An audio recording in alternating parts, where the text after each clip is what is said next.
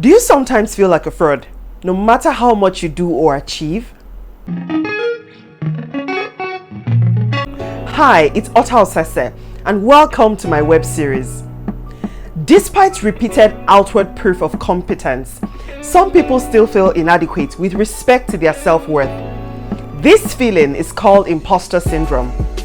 According to an article published on Medical News Today, research from 2011 suggests that approximately 70% of people will experience at least one episode of Imposter Syndrome in their lives. I had these feelings too every time I created and convened a forum for business leaders.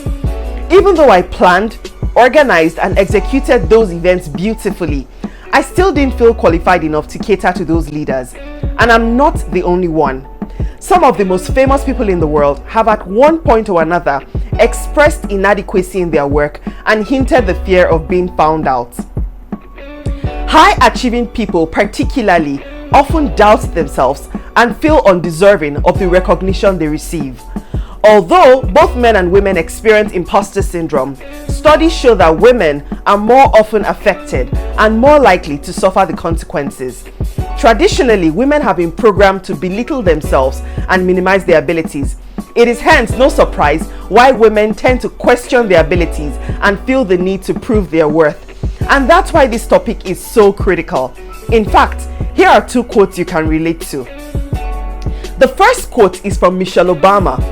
She said, "I still have imposter syndrome. It doesn't go away.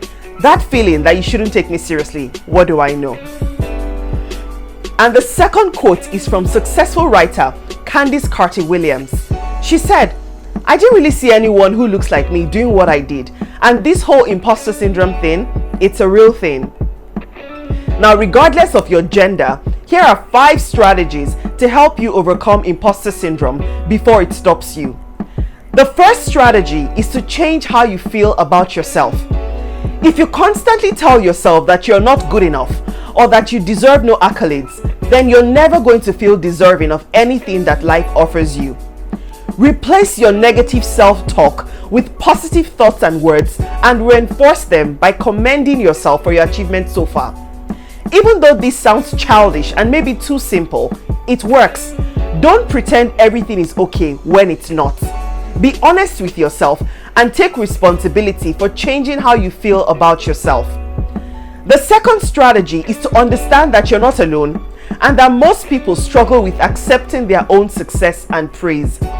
When you understand that so many people feel this imposter syndrome, you will start to realize that you aren't alone. So beating yourself up for falling short doesn't really serve any worthwhile reason. It instead makes you feel like crap. Even the late Maya Angelou admitted that she felt like a fraud sometimes.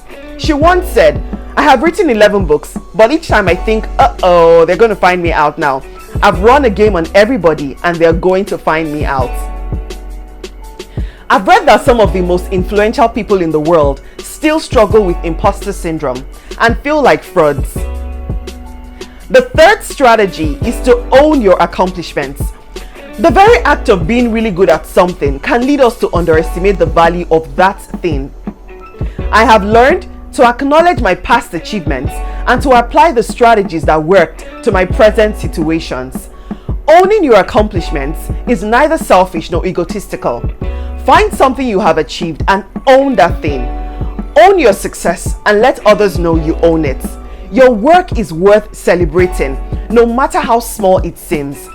The fourth strategy is to accept the feeling.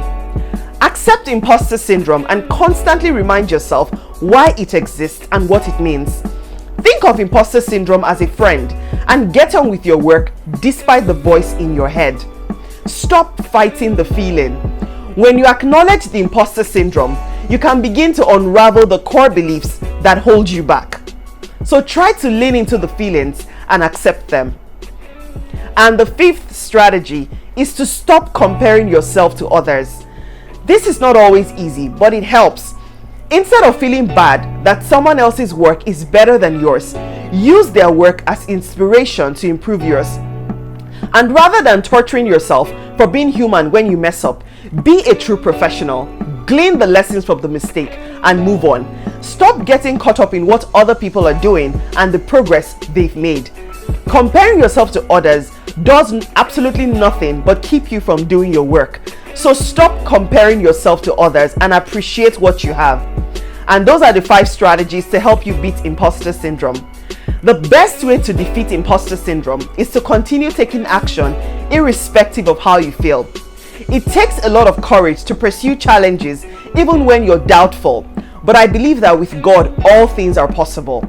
And that's what I have for you for today. I hope you found it useful. Now I have some questions for you. Has there been a time when you felt like an imposter?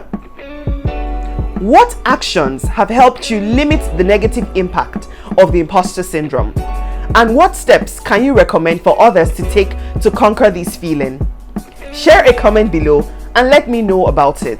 As usual, to get more insights and ideas from me, head over to Otaosese.com and you can leave a comment for me there.